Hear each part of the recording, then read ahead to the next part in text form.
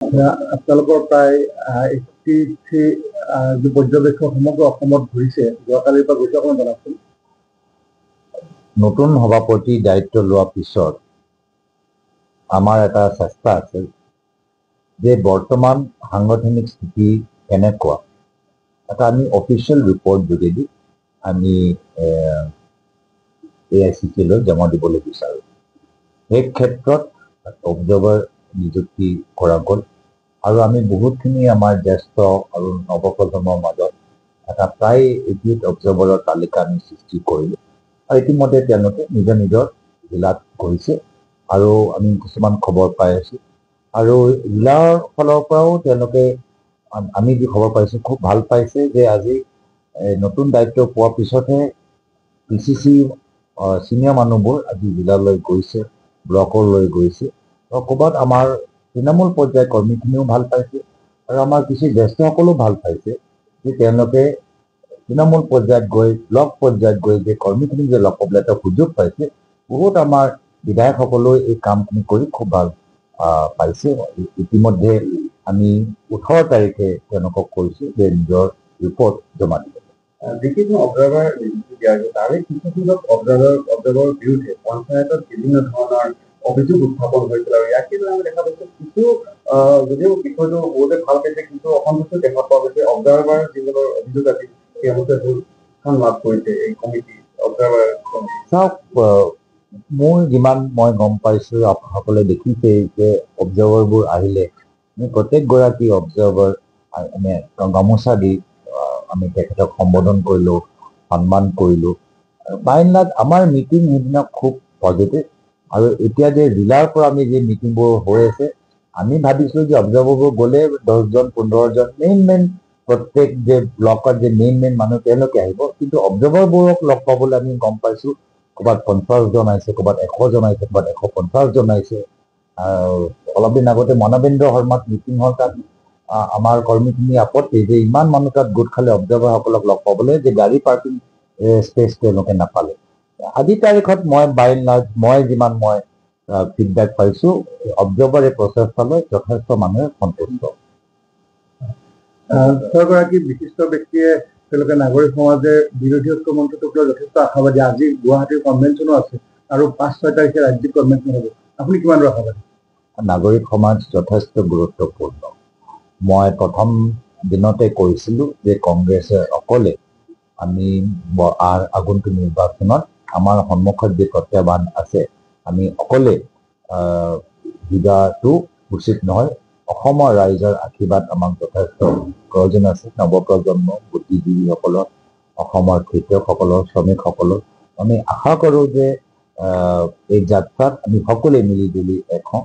আমাৰ কংগ্ৰেছ দলৰ উদ্দেশ্য এটাই যে ৰাইজে কৈছে যে মনত এটা ভয় সোমাই গৈছে, আমি কথা ক'বলৈ ভয় কৰোঁ।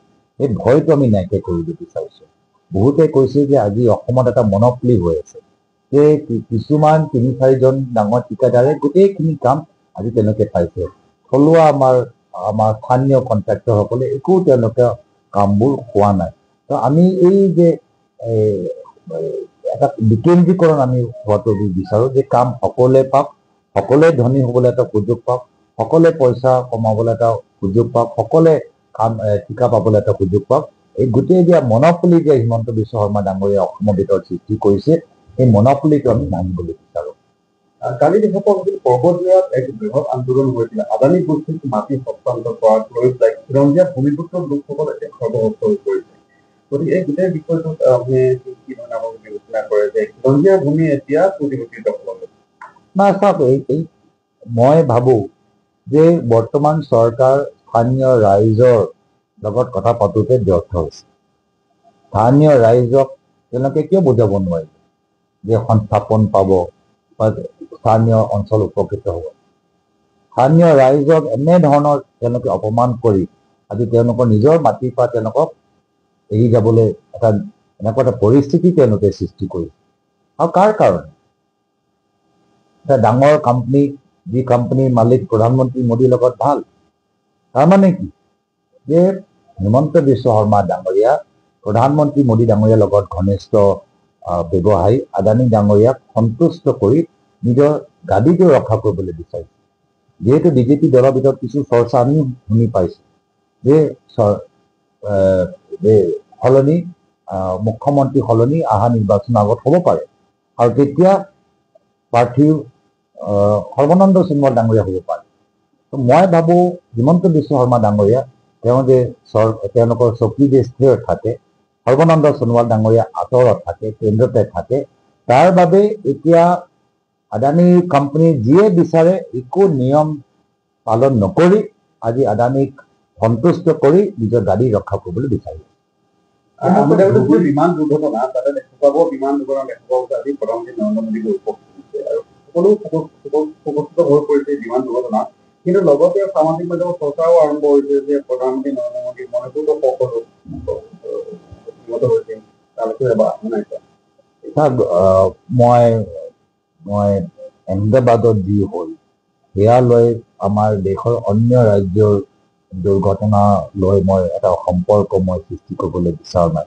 মণিপুৰৰ স্থিতি যথেষ্ট সকলোৱে দেখিছে, কিন্তু আজিৰ তাৰিখত আমি সকলোৱে আমি দুখিত যে যিহেতু যি ধৰণৰ ভিজুৱেলবোৰ আহি আছে, মইতো আশা কৰোঁ যে সাংবাদিকসকল আজি মৃতকৰ পৰিয়ালবৰ্গৰ লগত কথা পাতোঁতে বা তেওঁলোকৰ বাৰ্তা লওঁতে অলপ তেওঁলোকে মানৱীয়তাটো দেখাব। আমি জানো যে সাংবাদিকসকলে মৃতকৰ পৰিয়ালবৰ্গৰ পৰা কিছু বাইট বিচাৰি, কিছু ৰিয়েকশ্যন বিচাৰি, কিন্তু আজি এনেকুৱাটো সময়ত য'ত আমি সকলোৱে দুখিত, মইতো বেছি ভিজুৱেল চাব পৰা নাই, মইতো সাংবাদিকসকলকে অলপ মই অনুৰোধ জনাইছোঁ মৃতকৰ পৰিয়ালবৰ্গক লৈ যেতিয়া আপোনালোকে যায়, মাইকটো তেওঁলোকৰ আগত ৰাখে, অলপ তেওঁৰ বাবেও অলপ চিন্তা কৰক। পৰিস্থিতি যথেষ্ট অৱনতি ঘটিছে আৰু কিছু মুহূৰ্ত পূৰ্বে মুখ্যমন্ত্ৰীয়ে কৈছে যে তাত আৰক্ষীলৈ দলীয় লোকক গুলী চালনা কৰিব লাগে আৰু ৰাতি যিসকল ৰাস্তালৈ ওলাই আহিব লাগে তেওঁলোককো গুলী চালনাৰ নিৰ্দেশ দিছে। আপোনাৰ প্ৰতিক্ৰিয়া কি হ'ব? ধুবুৰীত যথেষ্ট স্পৰ্শকাতৰ এটা বিপদ হৈ পৰিছে। মই অলপ ডিটেইলছ ইতিমধ্যে আমি ধুবুৰী জিলা কংগ্ৰেছ লগতে আমি কথা পাতিবলৈ বিচাৰিছোঁ। আমি তেওঁলোকৰ ফালৰ পৰাও কি গ্ৰাউণ্ড ৰিপৰ্ট, কি গ্ৰাউণ্ড ৰিয়েলিটি আমি ধুবুৰী ডিষ্ট্ৰিক্ট কংগ্ৰেছক ইতিমধ্যে কৈছোঁ যে আমাক গোটেই কি কথা আমাক মুখ্যমন্ত্ৰীয়ে কৈছে যে শিলগুটি দলিওৱা পুলিচৰ লোকলৈ গুলী চলাব লাগে। মুখ্যমন্ত্ৰী মহোদয়ে পুলিচক যিদৰে ব্যৱহাৰ কৰিছে বাৰম্বাৰ